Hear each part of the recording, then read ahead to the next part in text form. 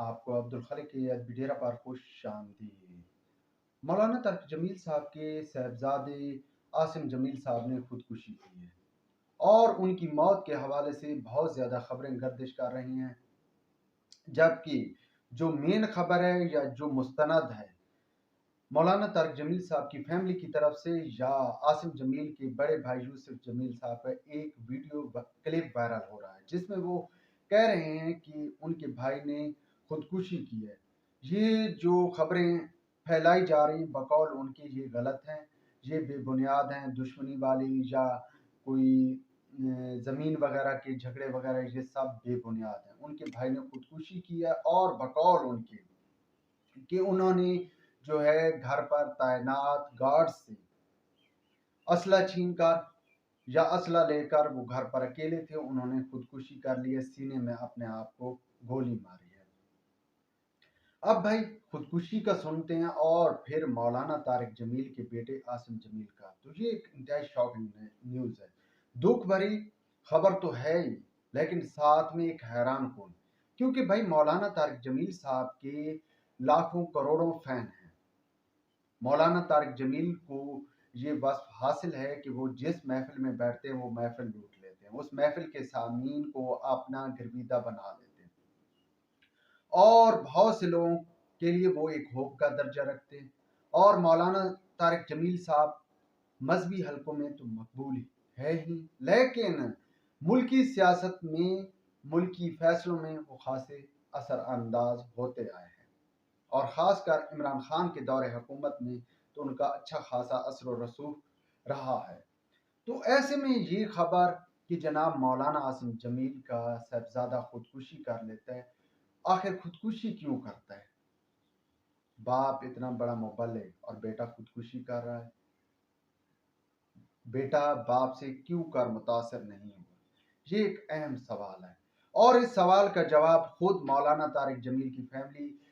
کی طرف سے ہی مل رہا ہے۔ مولانا طارق جمیل کی فیملی کی قریبی ذرائع بتا رہے ہیں کہ عاصم جمیل صاحب بائی پولر ڈس آرڈر کے شکار تھے۔ اب یہ بیماری عموماً بائی برتھ ہوتی ہے، بائی پولر ڈس آرڈر، اور اس کا علاج جو ہے عمومی طور پر ڈرگ آف چوائس جو ہے وہ ایریپیپرازول ہے۔ یہ لیٹسٹ جو ہے سالٹ ہے،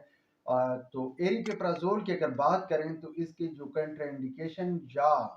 اس کے نقصانات میں سے یہ ہے کہ یہ مریض جو کھاتا رہے ایریپیپرازول، اس کے اندر خودکشی کے رجحانات میں اضافہ ہو جاتا ہے۔ یہ سٹڈی ہے جو میں آپ کے ساتھ شیئر کر رہا ہوں، تو یہ بات تو وہاں سے ثابت ہو جاتی ہے کہ بھائی خودکشی کرتا ہے، لیکن پھر بھی یار بات ہضم نہیں ہو رہی، خودکشی آخر کیوں کرتا ہے؟ اور مولانا طارق جمیل جو کہ ایک اپنا سٹیٹس رکھتا ہے، اربوں کی جائیداد کا مالک ہے، اور 2020-21 میں باقاعدہ طور پر یہ خاندان بزنس میں آ جاتا ہے، یہاں پر جو ہے بندہ تھوڑا سا کنفیوز ہو جاتا ہے اور ان جوابات کی تلاش شروع کر دیتا ہے۔ عموماً ہمارے ہاں ایسے معاملات کو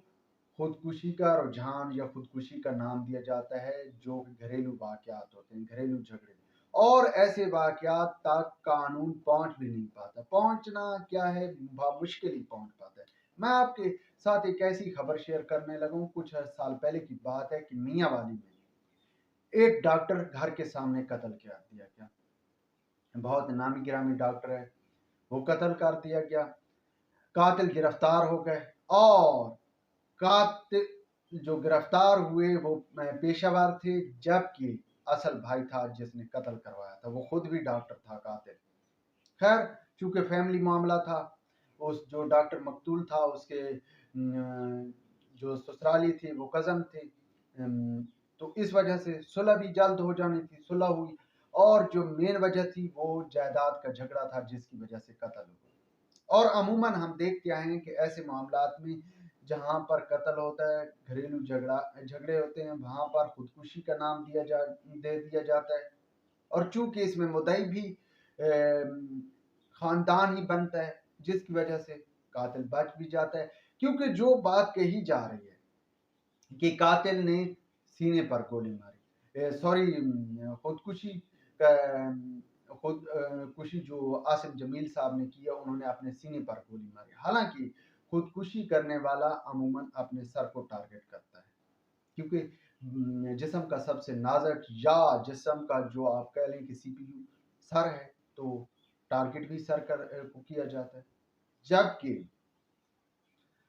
یہاں پر جو ہے وہ سینے کو ٹارگٹ کیا جا رہا ہے۔ دوسری اہم بات کہ جس طرح کہا جا رہا ہے کہ گارڈ سے اسلحہ چھینا ہے، تو بھائی گارڈ سے اسلحہ چھینا ہے، گارڈ کیا اس قدر کمزور تھا کہ ایک عاصم جمیل ان سے اسلحہ چھین لیتا ہے؟ یہ بھی کچھ بات ہضم نہیں ہو رہی، کیونکہ وہ گارڈ کوئی عام گارڈ نہیں، مولانا طارق جمیل کے گھر کا گارڈ تھا، اور پھر اس طرح کا اگر مریض تھا تو اس کو اکیلا، چونکہ